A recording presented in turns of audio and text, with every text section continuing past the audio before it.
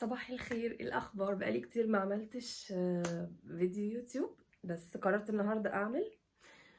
وهعمل ستايلينج جديد للشعر الكيرلي. طبعا زي ما انتم شايفين لسه صاحيه من النوم.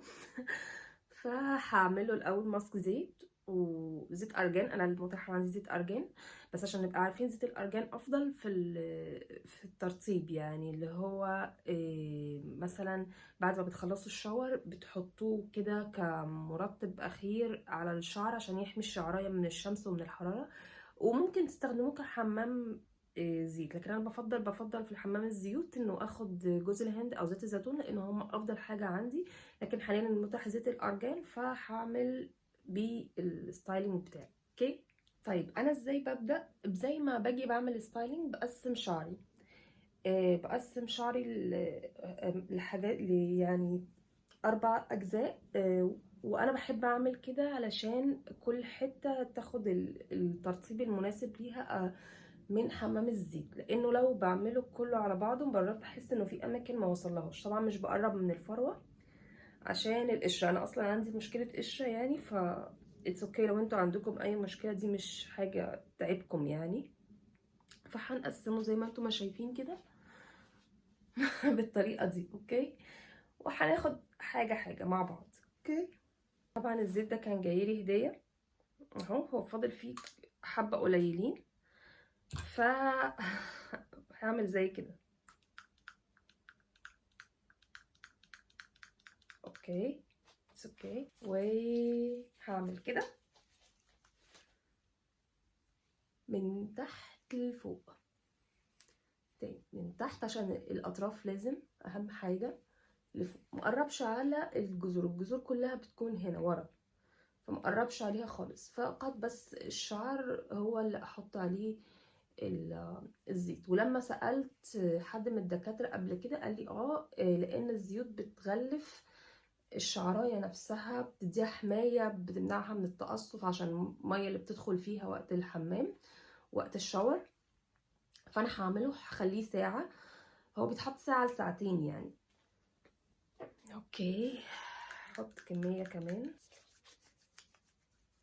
بنفس الطريقة كده، وهوزعها على الشعر من جوه عشان اضمن ان كل حاجة اخدت يعني. بس. وهكرر نفس الحاجات مع الباقي، واللي اخلصه برجعه على ورق، او ممكن الفه زي كده واعمله كحكة زي ما انتوا حابين. شوفوا ايه الاريح ليكم واعملوا. خلي بالكم الجزء اللي قدام بحب ارطبه، لان هو عندي ناشف شويه وعند اغلب الناس بيكون كده، فاهتموا شويه بيه في الترطيب، سواء في الليفن سواء في حمام الزيت. شويه اهتموا انه يكون مترطب. انا دلوقتي خلصت الجزء ده، والجزء ده كمان بعمله. اوكي.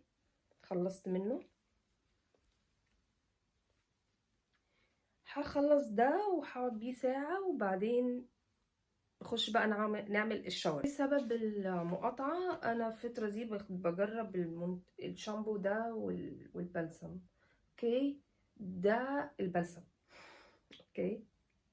ده الشامبو لسه ما شفتش منه نتيجة قوي، مش مقتنعة بيه، ولكن البلسم حلو يعني. بيفكرني بتريزيميه، وبما ان تريزيميه يعتبر من المقاطعة علشان هو فرنسي، فده تقيل زيه حلو.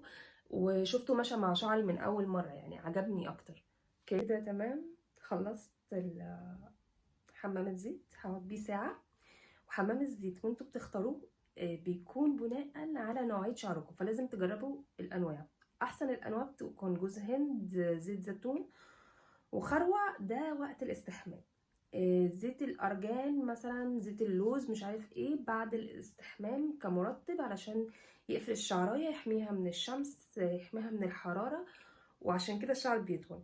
انا بقالي فتره حرفيا ما اهتمتش بشعري بشكل كويس، لكن محافظه على القواعد الاساسيه بتاعه الستايلينج. واستنى ارجع لكم بعد ساعه. دلوقتي خلصت الشاور بتاعي. ده شعري مغسول وبقى مندي شويه، مش مبلول قوي. حابه بس اوريكم ازاي ان انتوا معلش، ان انتوا تغسلوا شعركم، عشان طبعا في الحمام مش هعرف اعمل الكلام ده. اوكي. الاول انا بقسمه بالنص كده. اوكي.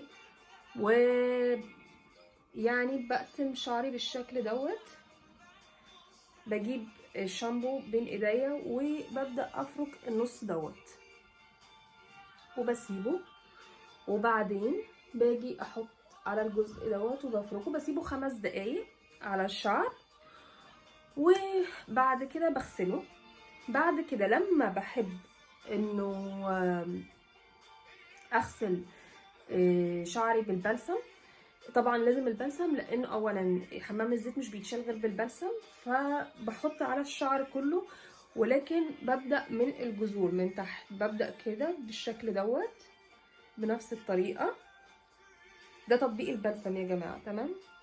وبعدين بين شعري ما بجيبش ابدا بلسم هنا على الفروة خالص، بلسم مش مخصص لغسيل الفروة، والشامبو مش مخصص لغسيل الشعر، فالشامبو هنركزه كله على الفروة بالتدليك، البلسم هنطبقه من الجذور فوق فوق فوق فوق لحد ما نغطي الشعر كامل بدون ما نمس الفروة.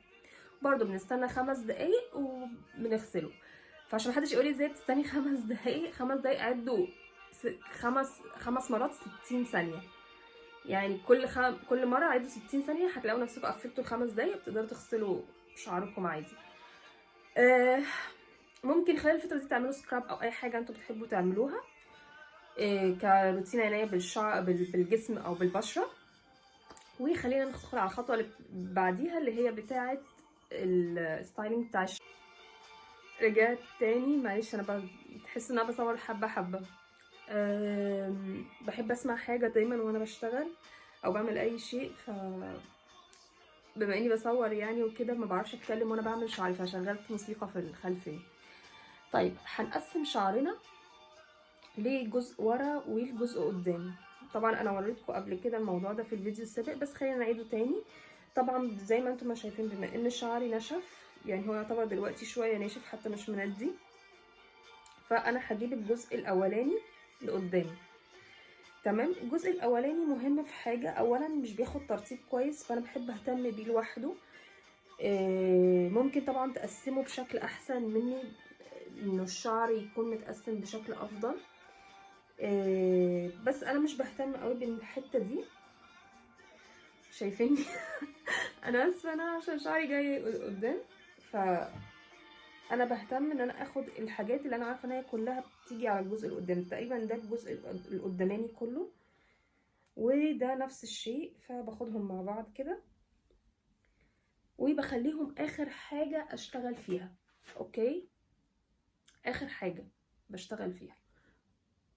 بعدين بقسم شعري كده لنصين، النص اللي هو على جهة اليمين ده بسيبه اخر حاجة لانه بالنسبة لي متعب شوية، وبلفه لحد ما اخلص الجزء الشمال، وببدأ بده. طبعا الستايلنج اللي هعمله النهارده بياخد فوق ال 45 دقيقة لو انتوا لسه مبتدئين فيه ما بتعرفوش تعملوه كتير. لو انتوا زي متعودين عليه ممكن ياخد حوالي نص ساعة كمان، مش كتير، بس انا النهارده حابة اعمله بشكل ادق اكتر عشان تشوفوه بيتعمل ازاي.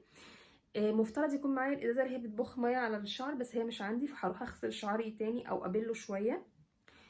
اللي حابه اقوله انه مش لازم تتقيدوا بكل حاجه، مش لازم يكون عندي ازازه بخ بيها تحكم فيها ميه بخ بيها شعري، ممكن لا تبلوه وترجعوا تسرحوه عادي.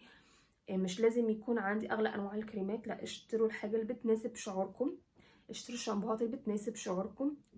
مش لازم تكون كلها براندات معينه.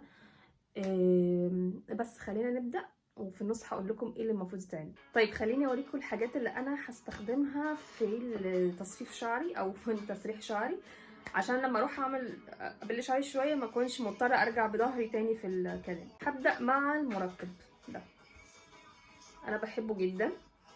الاول كنت بشتري ايفروشي، بس ايفروشي عشان مقاطعه فمبشتريش منه حاجه، فده حلو سعره 37 ليره في جراتيس. بيرني مش احسن حاجه كجل، بس لو عايزين حاجه احسن ممكن تجيبوا نفس ماركت اللي هو بيوتي، لونه اخضر، افضل في التثبيت من بيرني، يعني انا بحسه في التثبيت افضل من بيرني كمان كويس، سعره برده كويس حوالي 25 او ممكن يكون دلوقتي بقى 30 ليره. بقالي فتره ما اشتريتش لان مش بستخدم الجل بشكل قوي. دي كده الجل والمرطب. السوفليه حاجه مش ضروريه عشان بس ما تتقيدوش بيها، ولكن انا بيعجبني في انه بيدي ديفايننج اكتر للشكل الكيرليهيه، يعني بيخلي الكيرليهيه شكلها محدد اكتر، وهو حاجه ما بين الكريم والجل، يعني منه مرطب على جل على كذا. بس مش ضروري انك تشتروه، ما دام عندكم كريم ترطيب، ما دام عندكم سيرم او زيت مناسب للترطيب بيشتغل شغل السيرم، ما دام عندكم جل اتس اوكي، تقدروا تعملوا ستايلينج بتاعكم مفيش اي مشكله. طيب انا بصوا بليت شعري اهو، شايفين الميه بتنزل فيه. احنا ليه بنقول لما نطلع من الحمام ما نسرحش الشعر على طول؟ لانه الجذور نفسها بتكون رطبه، فممكن تاخد الشعريه وتنزل فيتسبب في نزول شعر كتير. لكن بتسيبوها شويه لحد ما تندي او تبقى ناشفه شويه، فبترجعوا ترطبوا الشعر. طبعا مفيش شعر بيترطب وهو ناشف، والا الشعر الكيرلي هيتقطع معاكم، فلازم نرجع نرطبه بشويه ميه وبعدين ليفن. اوكي، طبعا بالنسبه لي دي الكميه المناسبه للي انا هعمله دلوقتي. ممكن ازود شويه عشان بتنزل في الفرشه. اوكي، فدي كميه مناسبه بالنسبه لي بالشكل ده. وطبعا توزعوا بايديكم على الشعر. اوكي، نفس الطريقه. الزمن ده الكذابين. تمام، نفس الطريقه.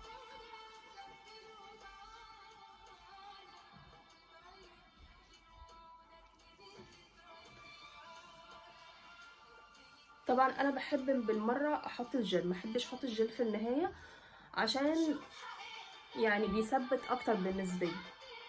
في الاخر بيكون متوزع بشكل عشوائي، مش بيبقى ماسك قوي في الشعرايه. كميه مناسبه للشعر. وعلى فكره الجل ما بيوقعش الشعر، بالعكس. الطريقه دي نفس اللي عملته في الاول، من تحت لفوق، من تحت لفوق، مش من فوق لتحت ابدا. تمام.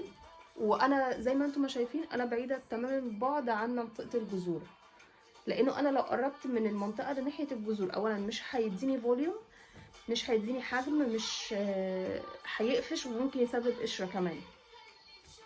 تمام. انا دلوقتي كده بالنسبه لي كل حاجه تمام، فهاخد الدنيا واحده واحده وهعمل كل حاجه واحده واحده. في حاجه حابه اقول لكم عليها، مش لازم يكون عندكم 100 مليون توكه وانتوا بتثبتوا، اشتغلوا عادي جدا، احنا ناس طبيعيه. انا شخصيا بعمل حاجات غلط كتيره قوي مع شعري، بس بقدر الامكان طول الوقت بحاول اظبطها اهو، عشان محدش يجي يقول لي الادوات غاليه والحاجات غاليه. ما هو مش مثبته بتوكه، مثبته بالشكل ده. باخد الخصله بالتخن ده. ارفع من كده لا، ممكن تعملوه ارفع من كده لو انتوا بقى حابين ايه، عندكم مناسبه ولا حاجه وعايزين تشتغلوا خصله بخصله وفي معاكم شويه وقت. تمام. اكرر واحده تانية. 1 2 3 4 5 6 7. اوكي، واضحه؟ اوريها لكم اكتر. اوكي، ناخد واحده تانية.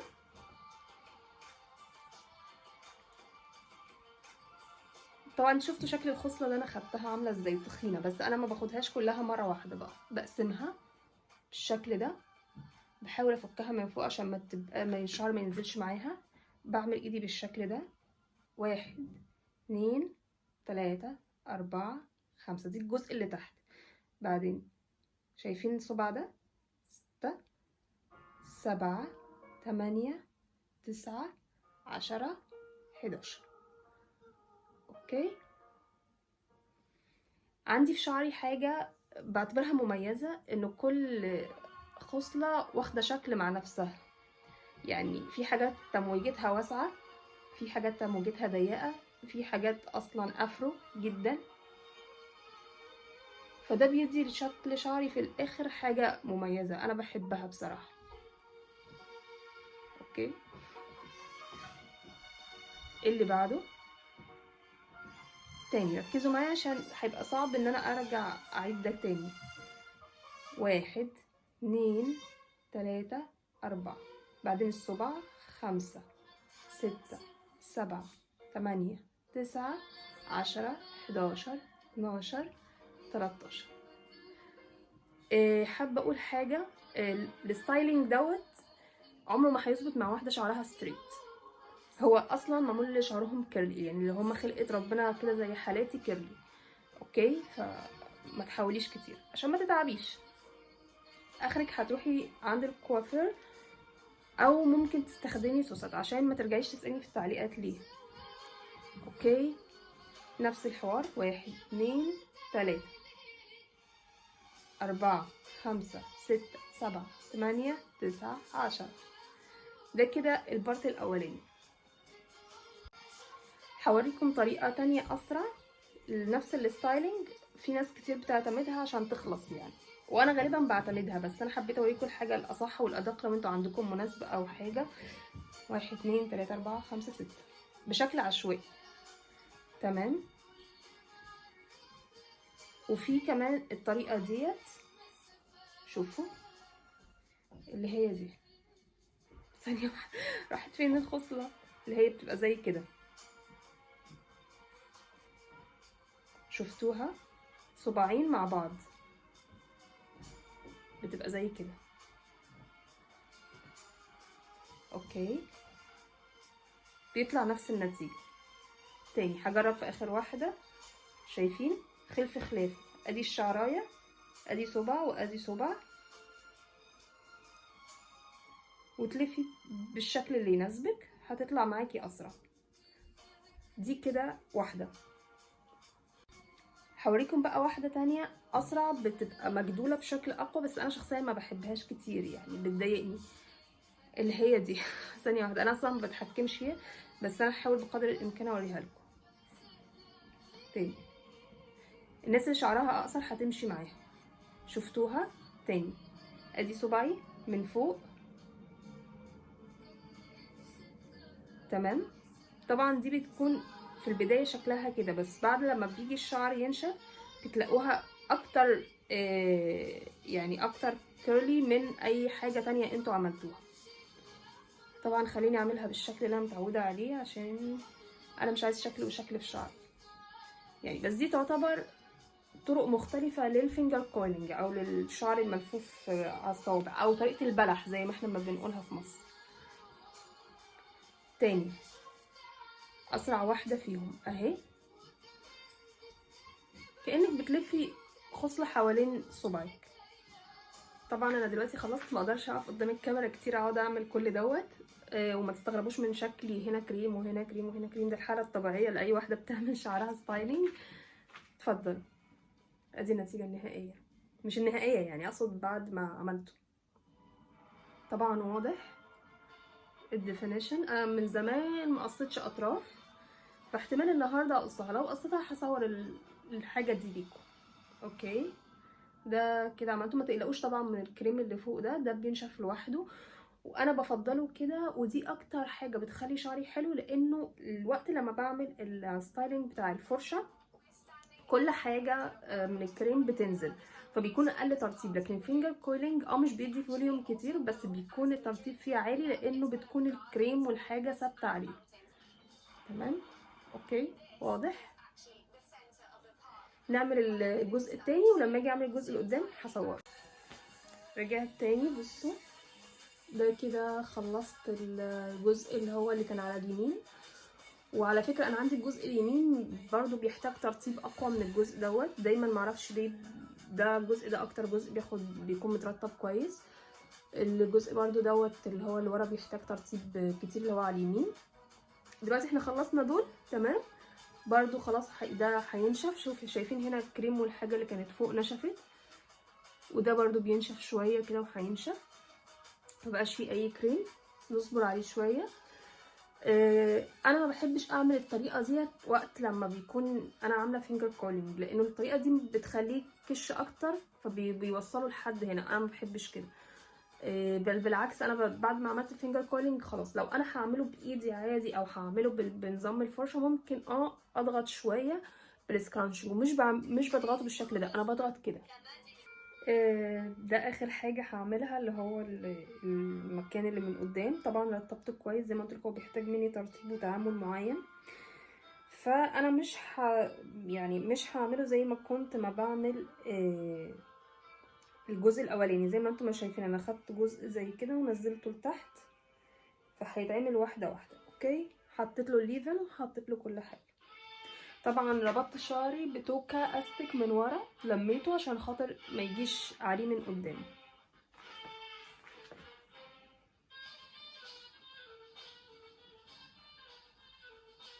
طبعا المفروض انتوا عرفتوا من الجزء الاولاني ازاي هتعملوا الخصل.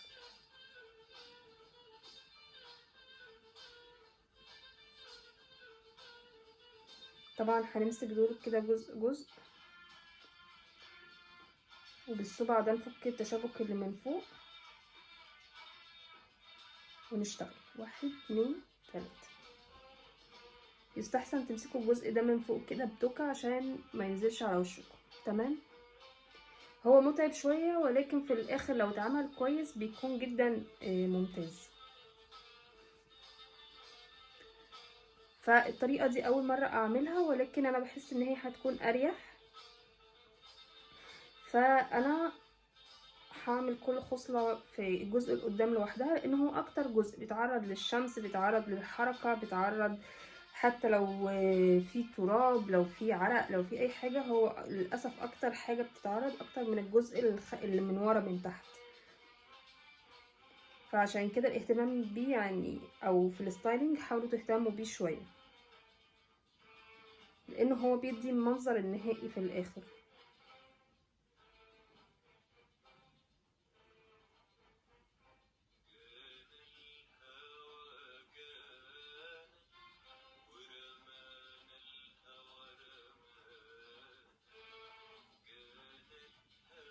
تمام اهو بالمنظر دوت كده. تمام، هاخد برضو الجزء التاني من ورا واكمل نفس الحوار. ده الجزء القداماني كله. تمام، زي ما انتم ما شايفين كده. طبعا الجزء اللي ورا انا لميته ادي كله. تمام تمام، عملته خصلة خصلة علشان المرة دي مش عايزاه يطلع ناشف او يهيش مع الهواء. خلاص كده خلصنا اول بارت، شايفينه؟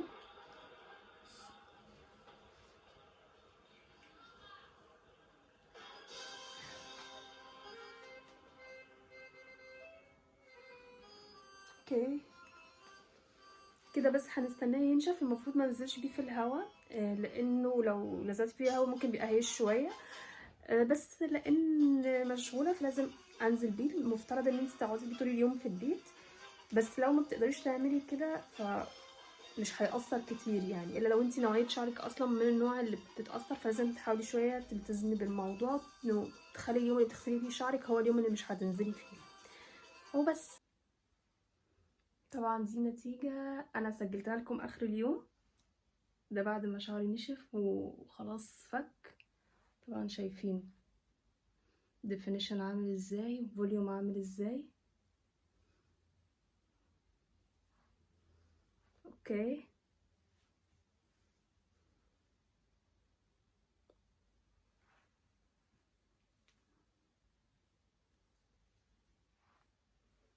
مش هوريكم من ورا.